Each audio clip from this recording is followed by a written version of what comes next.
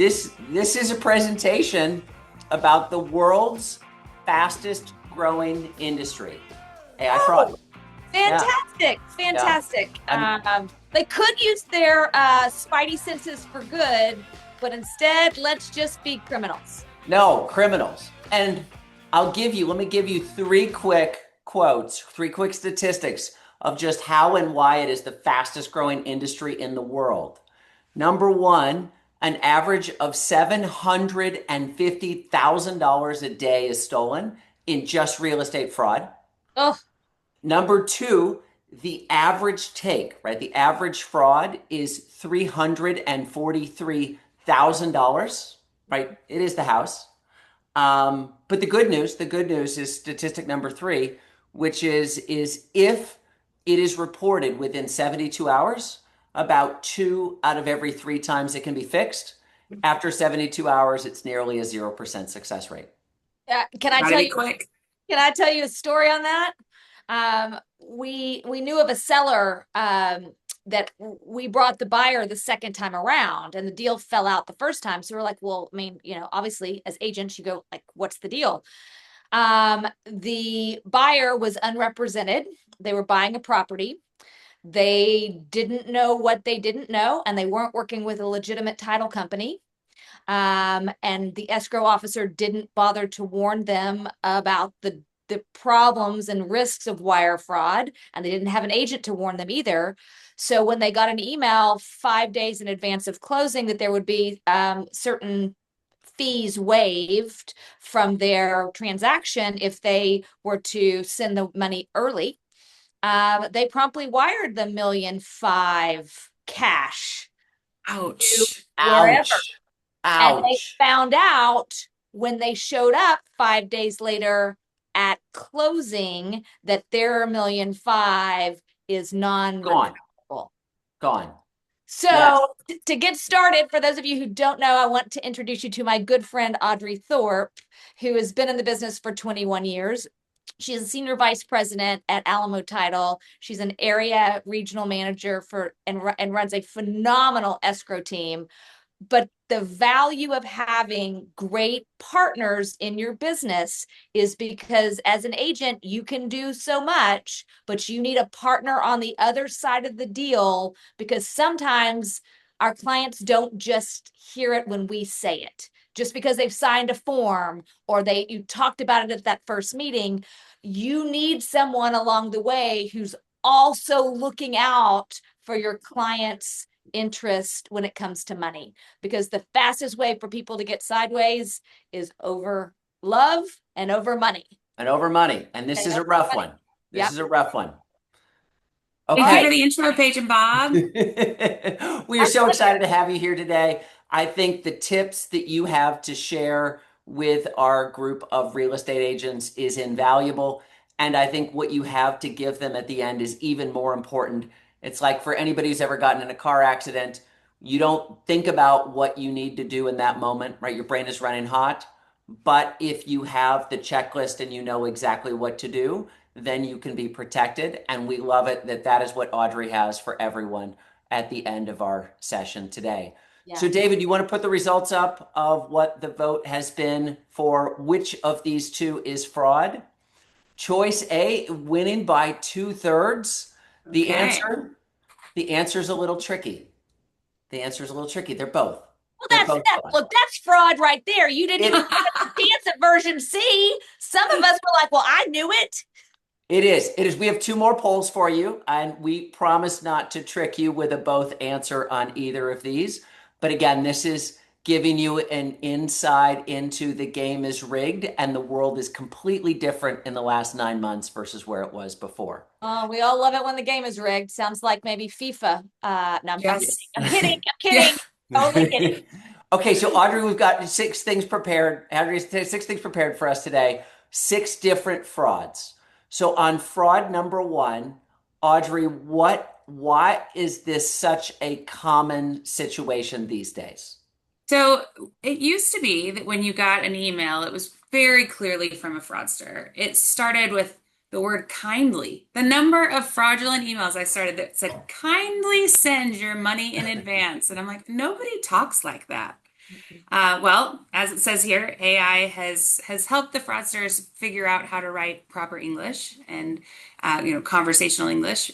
So you don't see the terminology or the verbiage that once was a major red flag.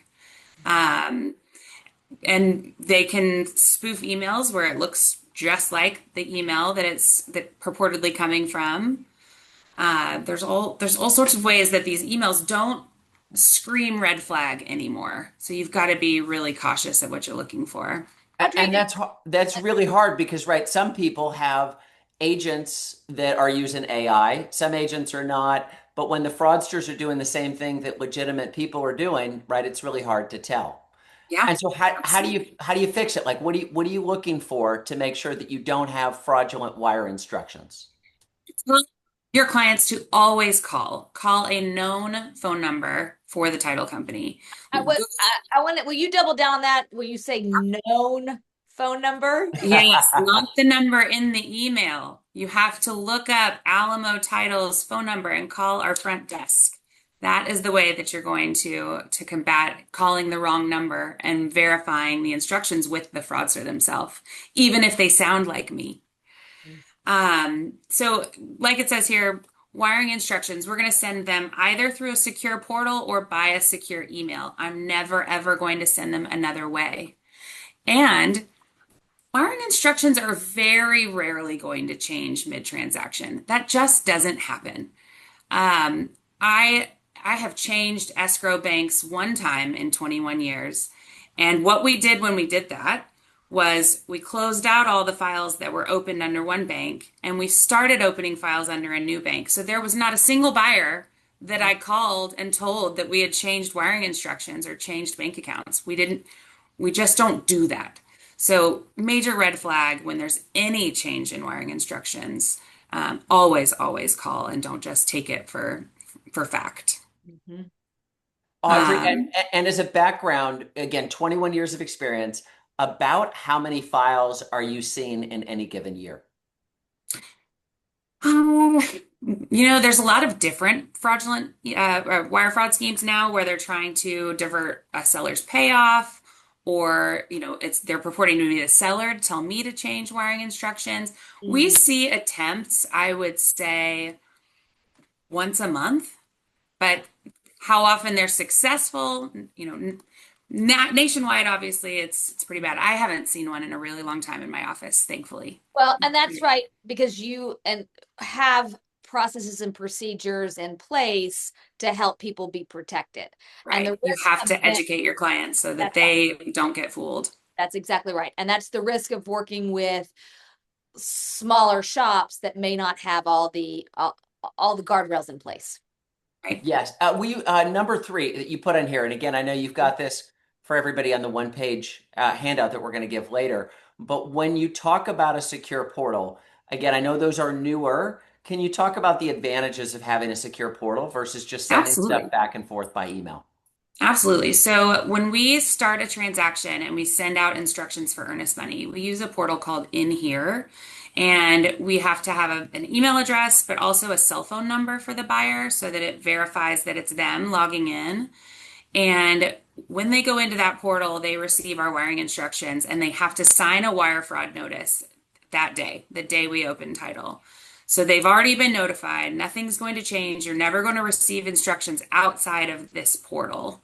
Um, Obviously, we have people that have struggled with access to portals every so often. And in that case, I'll either send them a password protected PDF or I'll send a secure email and let them log into that separately. But in that case, I'm on the phone with them. Have you received my email? Okay, pull it up. Let's look at it together. Yeah. So I think the advantage is having that information in a place where they know that's the only place to go get it. Don't Yeah. go check your Gmail account and search for wiring instructions sent by somebody named Audrey. Yeah. Oh, love Go that. find them in the portal. Go find it Well, in the portal. and Audrey, like as an agent, I always hate secure portals because I'm like, "Ah, it's Yeah, one more thing." But it is. we're talking about money, right? And so we all bank securely in our own lives and have multiple factors of identification to We go through. hope everybody has multi-factor authentication set up on their bank portals. If Yeah. not, we need to have a Absolutely. conversation about that. But yes, like we need to start reframing our brain to say a secure portal is the same as understanding we're dealing with a person's bank account, essentially, a version of, and that's why the Yes. security is needed. Yes. Absolutely. You can never be too careful when it comes to keeping wiring instructions secure. Yeah. Okay, so let's look at the stakes, right? Again, how big of an issue this is, right? Almost $300 million stolen in 2025. And again, the typical loss is effectively a house, right? Almost $350,000. Those are absolutely stunning numbers for something, again, that is growing at one of the fastest rates thanks to AI. Yeah, I mean, this is easy. This is probably a safer way than walking into a bank with a gun and trying to rob it, right? So I can just sit behind a computer screen and do the same damage. Yes. Right. Well, Mm-mm. and again, you've got a lot of state actors, you've got a lot of people outside the United States. It's heads I win, tails I don't have any legal repercussion because the US's jurisdiction does not stretch to some of those countries. Yes. But again, the Well, and silver line. Oh, go ahead. oh, sorry, to call back to what Paige said earlier about the email that said, if you send your money 5 days early, we'll waive these fees. The reason they want it early and that they express so much urgency is so that they have it more than 72 hours before, so they can divert it out into other accounts before those accounts get frozen. So they've got to move all the money around before anybody figures out That's what's going smart. on. That makes sense. I'm so glad you mentioned that because again, that 72 hours, again, nearly 2 in 3 fixed within 72 hours, nearly 1 in 100 fixed outside of 72 hours. That's a big deal. And I love that you highlighted, right? Send your money 5 days early, right? Not normal, not Right. normal at And no title company is giving you a discount for sending your money in advance. That's all. also an absolute falsehood. I love that you highlight that because again, those are some big things to be looking for. And you're Yeah. and the lender's not waiving their origination fee or whatever, because it's wired in advance. No, Yes. those Okay, things so don't big happen. fraud number 2, deed frauds. Can you tell the audience what that looks like? So there's been a uptick in the last, I'd say, couple of years of properties being listed for sale. Um, Realtor never sees them or meets them. The seller doesn't come to closing. They've got their own notary that they're going to work with. And the next thing you know, the property has sold and the money has changed hands, and the actual owner of the property comes forward and is like, "What happened here? I didn't sell that property." Yeah. You've got obviously a fraudulent notary involved there. Um, Lots of things have to line up and happen, which is why when we see a property go under contract where the address on the tax rolls is not the property address, so it's clear based on the tax records that the owner doesn't live there, we will FedEx a letter saying, basically, heads up, this property's under contract for sale. Are you aware of that? Please call us as soon as possible. And it has happened before that we get a call and they're like, that's not me. I'm not listing that lot or that vacant home. That Audrey, that is like one of my biggest fear because we have some family land in the area that has been inherited through inheritance. It's not ours, but it belongs in the family, and nobody lives there. It's on a county road. It's never been developed, and so which also means, guys, there is no title policy. So if something were to happen, we would have to probably, I guess, fight it in court to regain the property because it's not like we have then the ally of a title company involved. Are there when we all have family like this and clients like this, how how do I get on a list to be notified if something's being filed and those kind of things? So a lot of different counties will have notification systems. Harris County, of course, is going to be slow to adopt this. So Yeah. Harris County doesn't have it yet, but Fort Bend, Montgomery, several of the surrounding counties, you can go to the CAD website and sign up to be notified of any documents that get filed, whether it's a lien against your property. Let's say you have a contractor come out and they file a lien against your property saying you never paid them, Mhm. or a deed if in an unfortunate fraud situation like this. So I think property alerts are very smart to sign up for, especially if it's a vacant land. And I also want to go back to something you said of like the red flags of I insist on using my own notary. Like who Right. on this call cares who the notary is? None of Right. I us. do. I, I do Audrey's now. the only one who cares. The rest of us are like, okay. So like, but none of us are saying, hey, I need to use my next door neighbor as the notary. Like that's very strange. And the So other we will no longer allow sellers and buyers to choose their own notary. We That's either excellent. go through a vetted notary service that we use. It has to be one of us as employees, or a notary service, or even an online notary service that we have vetted that has E&O insurance. Yeah, I love that. And the other thing for those of you on the call to verify sellers, Forewarn is your friend. If you're a member of HAR, that's a free app that you have access to where you're able to look up things. We've been contacted by someone who was needed to list. He is the agent of somebody who's not very well and trying to help and had three properties for sale or listing. And I was like, this feels weird. Feels And weird. so we go into Forewarn only to find that this is probably not legitimate and this person probably shouldn't have 7 criminal records based on the phone That's number fine. attached. So that's Yes. not a red flag. So use those systems that we have built in place to help provide additional services for your clients. And Audrey, if you have any concerns about the validity of a person that's trying to list a home, ask for two forms of identification. Um, we had a recent situation where red flags were up. We were questioning some things, and we asked for a second form of ID, and both the driver's license and the passport had the exact same photo. We all know that can't oh, happen. that's a great tip. Will you So, also, on this yeah. point here of the title company, what they verify, Mhm. what is a bad answer from, say, a new title company if they say, what do you verify? What again should people be looking to be careful or cautious about?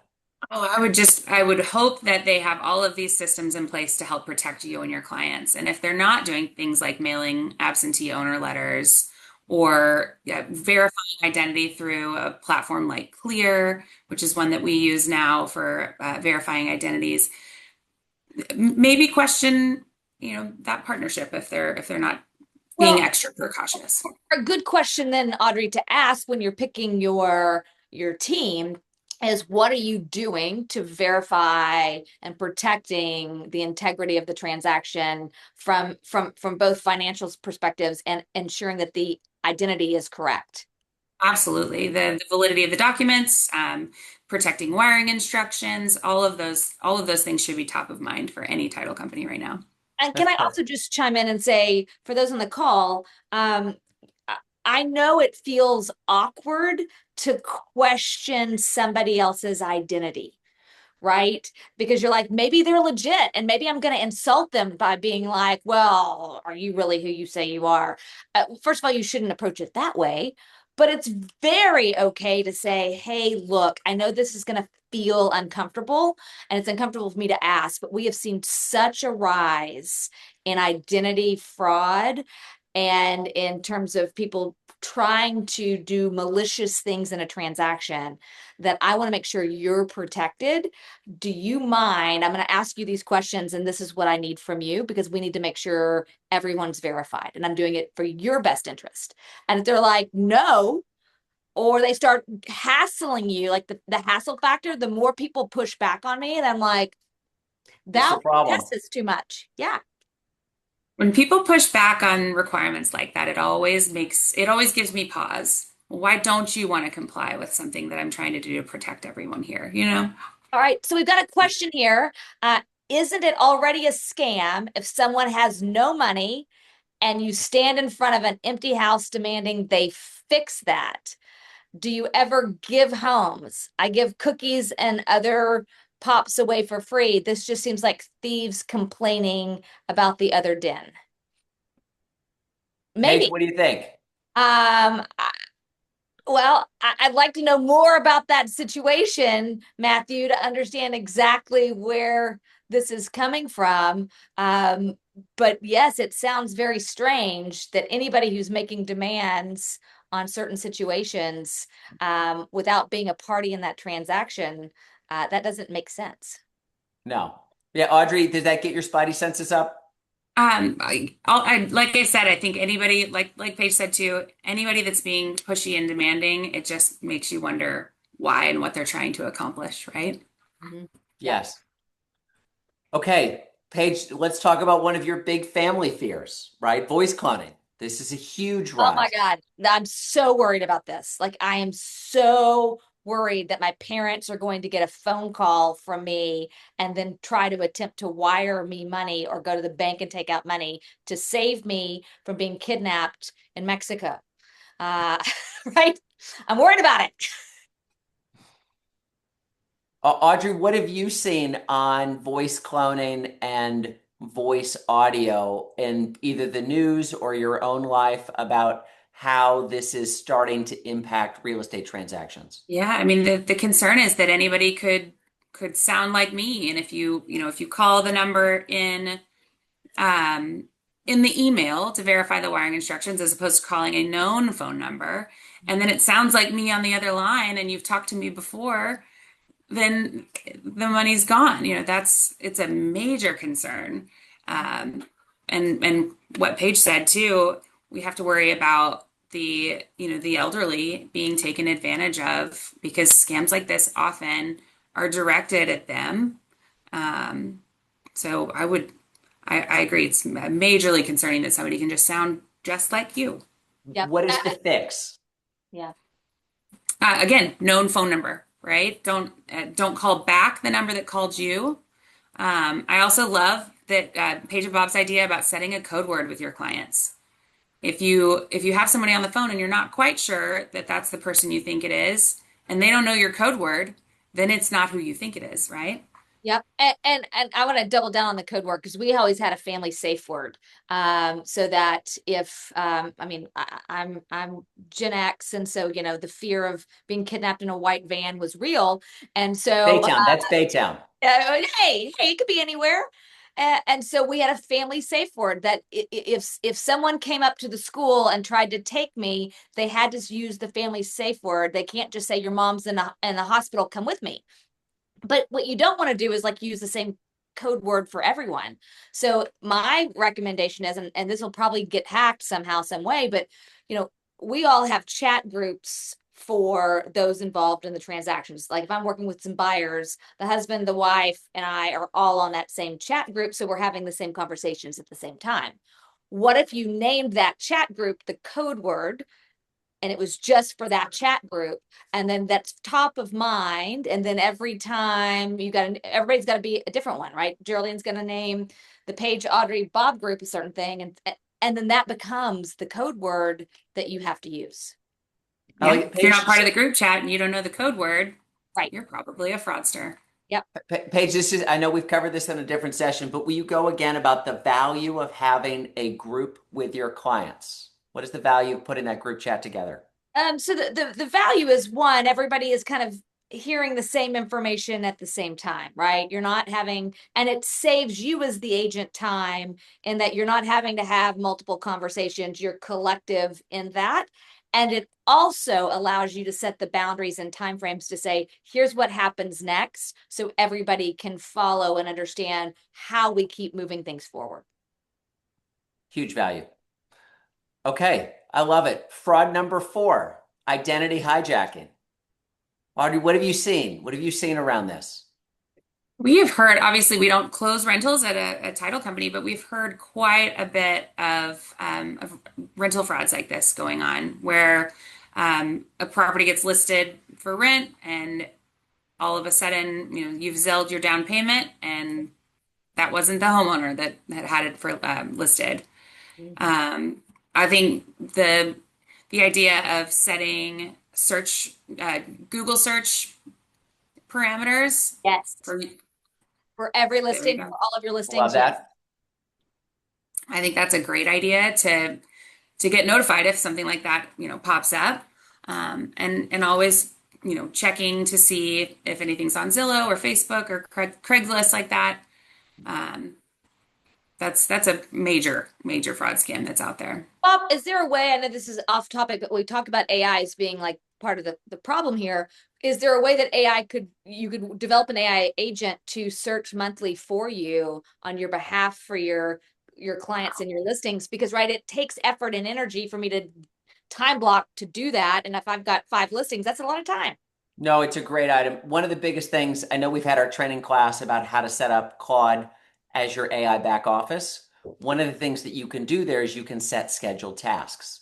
And so again, we talked about it, scheduled tasks, LinkedIn posts, new Instagram, update your seller portal. But another one that you can set up very easily as well is go through, do this search, right? Do this exact search every week and find out if there's anything online that shouldn't be. And if you just ask Claude to do it, it will help you set it up. You can drop in the cheat sheet we're going to give you. We're going to give you this presentation. We'll send it out afterwards. You can put this right into your Claude and say, what should I be tracking every week? And then you just ask it to set up that specific alert for you, and it just runs. And you're like, notify me if there's a problem. Otherwise, just run. I like that. It's a great example. Brilliant. One of the things, again, what we see, we again have kind of 50 to 70 listings at any point in time. We are at minimum once a week getting an email in is, hey, is it true that this house is being listed for this cheap price, right? What would normally be a $3,000 to $5,000 rental at this price. It is so common because people then can get Zelle or Venmo deposits of $1,200, $1,400, $1,500, and they'll post on places like Craigslist or others still, and it is enormous scam. Yeah.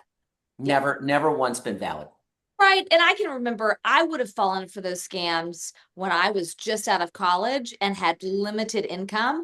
And there was this really cool place that's looking like this. And I'm hanging out on Craigslist because I'm looking for deals anyway.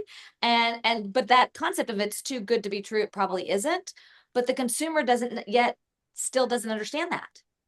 Yes, because people want it to be true. Like, Yeah. oh my God, I want to live in this Heights in this really cute bungalow with that I can walk to everything, but I can't find anything in my price range. Oh my Yeah. gosh, there's this $1,400 a month one that's gorgeous. I want it to be true. And so then all of those flags go to the Yeah. back. I Yeah. want it to be true. I Yeah. want it to be true is a dangerous, dangerous value proposition. Mhm. Okay, fraud number 5, fake buyers. Oof. Okay. Fake buyers. I still don't quite understand what they I don't, think they're going to gain. about to say that we've had several fake buyers, and I mean it was pretty good about what they went through, and I'm like, to what end? I mean, are they eventually trying to scam me? Are they just trying to waste my time? So I don't get it, but it's a thing.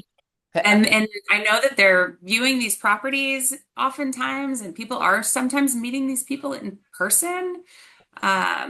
It starts with obviously the fraudulent verification of funds, which, as shown here, they're going to look really accurate. Yeah. And again, call a known phone number. Don't call Marcus Elwood's number that's on this letter. Nope. Find Marcus Elwood Nope. and call his office directly. Yep. They're going to write hot checks. That's always my first red flag is when an earnest money check bounces. And we'll drop off another check. And I have to say, no, I'm not going to accept a check this time. You're going to have to wire transfer. And it's, well, the wire's been sent. Here's the confirmation. And there's, on and on and on. And until finally we realize this person's never going to show up with the money and they're out of contract. They don't have it. Paige, do you want to tell the story of how you helped one of our agents last year and the lengths that buyer fraudster went through in trying to I think convince? Audrey was probably involved in that one. Which one, Paige? Yeah. Gentleman, right, trying to buy $1.5 million house. The house had been sitting for a while. Shows up with who somebody claimed was a fiance. And I think she was a fiance, and I think the point was that he was trying to woo the fiance into saying, "This is the life that I will provide for you." I mean, I don't know. We can't figure out any other answer to That was it. the only thing that made sense. That was the only thing that made sense. And proof of funds came in from a UBS account that looked like legit. although when we started peeling back the onion, the UBS email that was sent from was not a UBS. It was fake. It was a So fake. instead of like UBS investments, it was like UBS investment team. And he's like, here's the proof of funds. And you're like, that is a lot of work. That's a lot of work for no benefit. You're probably not just doing it for this. And yes, the check bounce, the option check, they were late getting the earnest money and option period in. Sadly, the sellers were so desperate to sell that they also wanted to believe that it was true. We had to notify them that said, hey, look, We don't believe this. and they're like, no, it's going to be fine. Then they sent the check. The check came into the title company, hard copy. So we had the check, but right, it takes a while to cash the check. And so the checks It can take a few days. bounced. Yeah, they finally bounced. And it just kind of went on and on and on. And where the agent lost is the agent wanted also to help and for this to be true. And the agent ended up paying for inspections and other things on behalf. Don't do that. Don't Don't do do that. that. And truly, like, if you can't find them on LinkedIn, you can't find what they say they are going to do. You can't find them like, do the verification for these folks. And I know that it's awkward because you want it to be true. Yeah. Yeah, you want to give people the benefit of the doubt, of Absolutely. course. Absolutely. But that's hard. Okay. This is the next gotcha. And I will tell you, it is not both, right? Which login page is the one that steals your information as a phishing attempt? Right? Again, this is my little promotion is that the new Claude design feature that rolled out not that long ago, integrated to your Claude, it is phenomenal. Presentations, websites, seller portals, Instagram, anything that you need, Claude design is fantastic. So replicating portals is so much easier than it used to be. And Okay. one of the things you'll be seeing is NHR has already rolled this out is that they require an updated password for you to go through several times a year to help with this. But yeah, if folks are able to steal your password, that's a problem. David, what's our answer? Okay. Big thing again is it was correct. People got it correct. Item Yes, B. good job. The MLS dash login. That's a good one. But like normally, Bob, because it says .net, I'm of the generation where I'm like .net ain't good. That's bad. Yeah. But it turns out that was the right one. Might not remember the bank's fraud department or what a Swift code is or specifically where you file it, but that is the value of having the checklist saved on your computer where it's easy for you or your AI to access in the first 60 minutes. Audrey, anything else you want to highlight about how you built this for the first 60 minutes? And again, of what you're giving away here in this checklist? I think that it's just preparedness, knowing what to look out for and then what to do if something goes wrong. If anybody has any questions or thoughts and want to give me a call afterwards, my contact information is going to be there. Happy to talk through any specific scenarios with anyone as well. I love that. I love that you've got that. Exact words, right? So again, when you think about like this, the exact words for a client mid-deal, Paige, you want to read that if you're mid-transaction, specifically the exact words to use? Yeah, nothing is wrong with your file. This month we add one layer to every closing, a code word between us, a rule that wiring instructions never change by email. Essentially, you're middle of the deal, right? You're kind of finalizing financing, you're not closed, but I don't have a code word with my client. And so it's a perfect time to say, hey, look, I want to have a conversation that protects you and your money. And And then Paige, if I say, yeah, okay, got it. I haven't had any fraud issue before, right? What do you say? Like, what is the one thing that you want them to remember? Okay, so the one thing, guys, I know it's not going to happen to you, but just assume the worst. It's fake until you hear my voice on a phone number that you have saved as me. Good. And oh, by the way, hey, if I call you and say this, right, what is the other message that you're delivering by phone? If at any point you get a call and it sounds like me, but it's not my number. You hang up and call the number that you have saved here, or ask me for the code word on the conversation. And what does that ultimately do for you? Well, it allows me as the agent to sleep at night, right? And it allows me to operate at the highest fiduciary duty for my clients because I'm protecting them throughout this transaction.